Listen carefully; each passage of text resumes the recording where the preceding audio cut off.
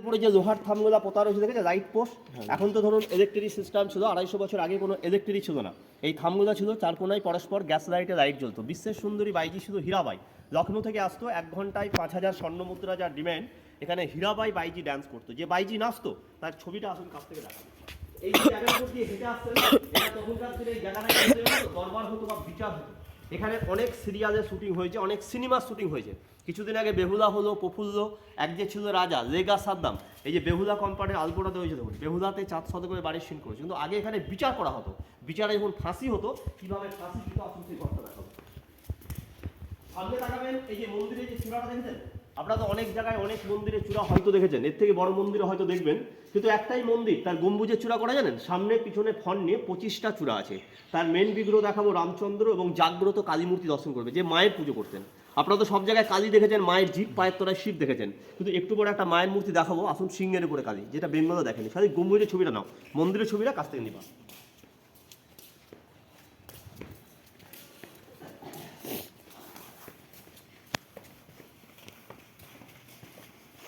ওই যে সামনে একটা বড় টিনের গেট, একটা ঘর রয়েছে দেখুন, নিচে যে ঘরটা দেখতে পাচ্ছেন তো, ওটা ছিল জেলখানা, কারাগার, বন্দি করে রাখা হতো। যে প্রজারা ধরুন খাজনা না দিতে পারতো, ট্যাক্স না দিতে পারতো, দেবী সিং এর বিরুদ্ধে যারা যেত, ওই নিচের ঘরে বন্দি করতো। এখানে বিচার হতো, বিচারে ফাঁসি হলে এই ঘরে ফাঁসি দিত। এটা ফাঁসির ঘর। এই যে ফাঁসির চেন, বহু পুরোনো একটা চেন টাঙানো রয়েছে, 3টে চেন ছিল। এই চেনের সাহায্যে কি ছিল জানেন, দড়ি বাঁধা এবং হ্যাঙ্গার সিস্টেম ছিল। আর এই কোনা থেকে এই কোনা পর্যন্ত যে পায়ের নিচে যে স্ল্যাব বসানো রয়েছে, এখানে স্ল্যাব ছিল না, নিচে ছিল কুয়ো, মানে কাঠ থাকতো। মানে দড়িটা যখন গলায় কুড়িয়ে দিত, কাঠটা পায়ের তলা থেকে সরিয়ে নিলেই ফাঁসি কাটে ঝুলে যেত। আর ফাঁসি দেওয়ার পর এই কুয়োতে লাশটা পড়লে সুড়ঙ্গ পথ দিয়ে ভাগীরথী নদীতে চলে যেত। 17 বছর আগেকার কথা বলছি, আপনাদের মতো বেড়াতে এসে একটা বাচ্চা ছেলে দেখতে এসে কুয়োতে পড়ে গিয়ে মারা গেছিল। আবার ধরুন দ্বিতীয়বার যদি কোনো অ্যাক্সিডেন্ট ধরুন ঘটতে না পারে, এটা প্রশাসন থেকে সেই করে বন্ধ করে দিয়েছে। তার জন্যই বন্ধ। হীরাবাই, যার নাম শুনেছেন তার ছবি দেখবেন, নাম করা বাইজি হীরাবাই। বিশ্বের সুন্দরী বাইজি ছিল হীরাবাই। লখনৌ থেকে আসতো, 1 ঘন্টা নাচার জন্য যে বাইজির 5000 স্বর্ণ মুদ্রা লাগতো, সোনার কয়েন। অরিজিনালটা নষ্ট হয়ে যাওয়ার পর পাশের ছবিটা দেখুন, কম্পিউটার ছবি নতুন করে করা হয়। এটা রাজা দেবী সিং, যার বাড়ি দেখতে এসেছেন, বাড়ির মালিক প্রতিষ্ঠাতা রাজা দেবী সিং।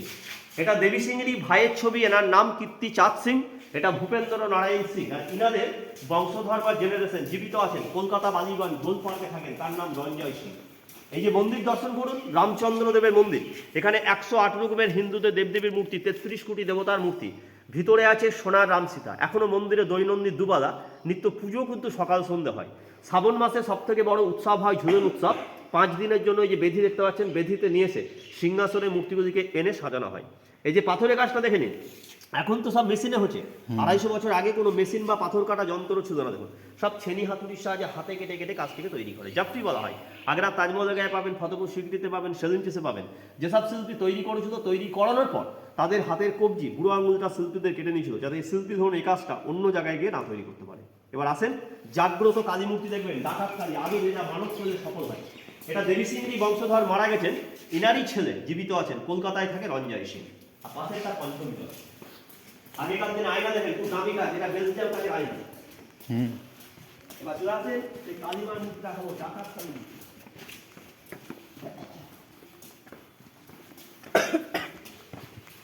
এখানে রাধা মাধব মন্দির দর্শন করে, রাধা মাধব, এখানে রাধা মাধব আছে, এবং এখানে আপনার নারায়ণ শিলা আছে, রাধা মাধব মন্দির।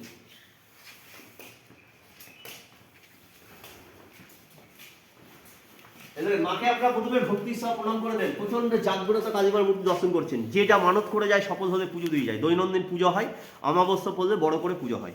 একটা মায়ের 3টে রূপ, মানে একটা মূর্তিকে কি বলতো, 3টে রূপে দেবী সিং পুজো করতেন, কালী, দুর্গা, লক্ষ্মী। আপনারা তো অনেক জায়গায় কালী দেখেছেন, মায়ের জিভ, পায়ের তলায় শিব দেখেছেন। তাকিয়ে দেখুন, মায়ের কোনো জিভ নেই, পিছনে ধাপি আছে, ধাপিতে উঠে দেখুন, পায়ের তলায় যে আপনি শিব দেখেছেন না, এই মায়ের পায়ের তলায় কোনো শিব নেই। উঠুন, জুতো করুন, সিংহের উপরে আপনি ভক্তির সহ প্রণাম করবেন, যা পারবেন মায়ের নামে কিছু পালে, পুজোর নামে প্রণামী থালায় কিছু প্রণামী দিয়ে সাহায্য করবেন। এই পয়সাটা রাখা থাকে, মায়ের পুজো উৎসব নয়নন সেবায় খরচা হয়। এটাতে কালী পুজো হলো, এটাতে দুর্গা পুজো হলো, এটাতে লক্ষ্মী পুজো হলো, এবং নিত্য পুজো হয়। এবং আপনাদের মতো পর্যটকরা এই মায়ের বেশি পুজো দিয়ে, যা দিবেন মায়ের নামে থালায় কিছু দিবেন, এই ফান্ড থেকে পুজো, এই কালী পুজো রাখা উৎসব নয়নন সেবায় কাজে লাগে। এটা তার সাধনা কালী মূর্তি। এই জন্য মায়ের একটা নাম শ্রী শ্রী জয় দুর্গা, নবদুর্গা, বটুক ভৈরব, শঙ্কর।